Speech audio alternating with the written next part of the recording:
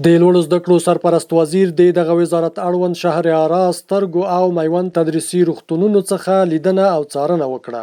د لوړو زده کړو سرپرست وزیر شیخ الحدیث مولوي ندا محمد ندیم صاحب د شهریارا نسائی ولادي تدریسي روغتون د مسؤلینو په ملتیا د دغه روغتون له لابراتوار، عملیات خونې، درملتون، کتابتون او نورو بیلابیلو برخو څخه د لیدنې ترڅنګ د دغه روغتون د پیاده روونو او ځینو نورو برخو د جوړولو ژمنه وکړه.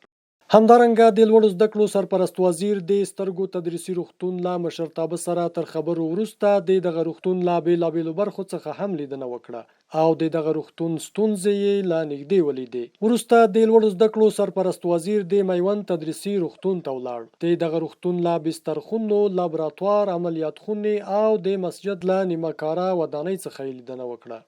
د یادولو وړ ده چې د لوړو زده کړو سرپرست وزیر په دغه لیدنو کې د یادو روغتونونو د مسؤلینو ستونزې او وړاندیزونه واوریدل، د حل ژمنه یې ورسره وکړه او خلکو ته د غوره خدمتونو د وړاندې کولو په برخه کې یې لازمې سپارښتنې ورته وکړې.